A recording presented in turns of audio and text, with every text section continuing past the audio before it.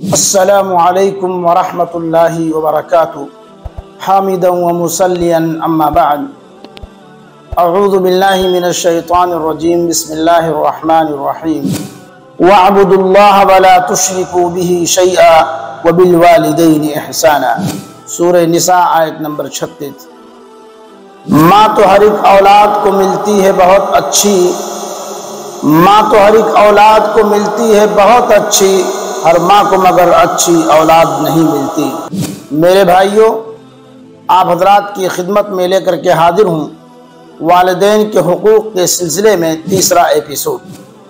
अल्लाह सुब्हानहू व तआला इस आयत करीमा के अंदर इरशाद फरमाते हैं कि अल्लाह ताला की इबादत करो और उसके साथ किसी को शरीक ना बनाओ, उसकी इबादत में किसी को पार्टनर ना बनाओ, उसकी इबादत में किसी दूसरे को शरीक और साझी न करो, और माँ बाप के साथ हुस्ने सुलूक करो, माँ बाप के साथ वालिदैन के साथ अच्छा बर्ताव करो, वालिदैन के साये को गनीमत समझो, जब तक वो जिंदा हैं जी भर कर उनकी खिदमत कर लो और हर तरह से उनको खुश करके उनकी दुआएं ले लो।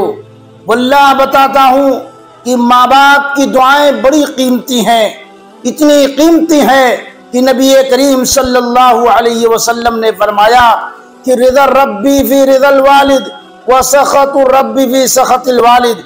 तिरमिज़ी की रवायत है और इस रवायत को अल्लामा अलबानी रहमतुल्लाह अलैह ने सही करार दिया है कि बाप की रज़ा में अल्लाह की रज़ा है, बाप की नाराजगी में अल्लाह की नाराजगी है। मेरे मोहतरम सामईन व नाज़रीन, वालिदैन की खिदमत कीजिए, यही रास्ता आपको जन्नत में ले जाने वाला है।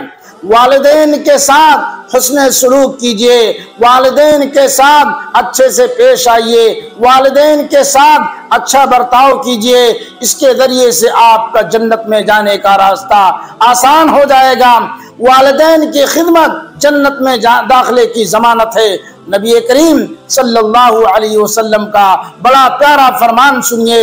आप सल्लल्लाहु अलैहि वसल्लम ने इरशाद फरमाया कि मैंने सोते हुए ख्वाब में अपने आप को जन्नत में देखा और जन्नत में एक कारी की आवाज सुनी जो कुरान पढ़ रहा था। मैंने पूछा ये कौन है?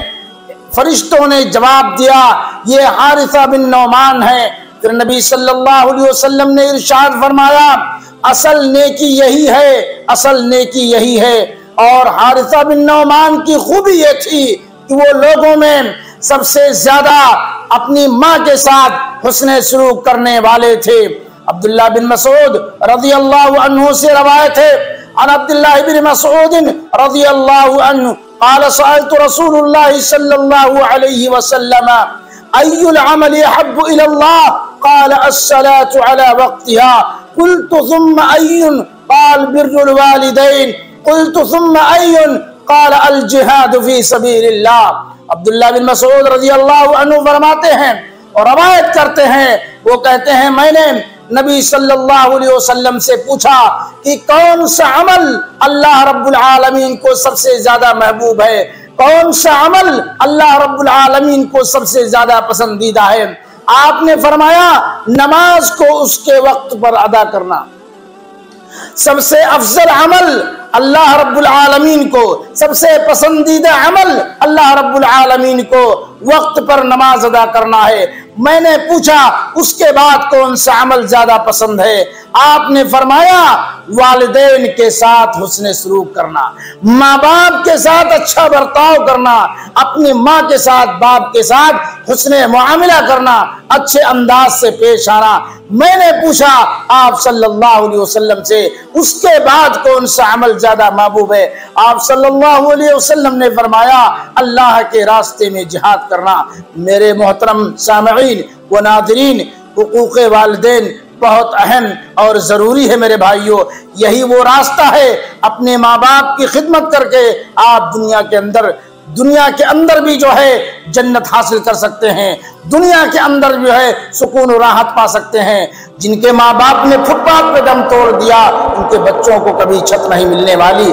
अल्लाह ताला हम सबको अपने माँ बाप का फरमाबरदार बनाए और उनकी खिदमत करने की हिम्मत और तौफीक अता फरमाए। मेरे भाइयों, जिनके माँ बाप जिंदा हैं उन्हें चाहिए उनकी खिदमत करके जन्नत को हासिल कर ले।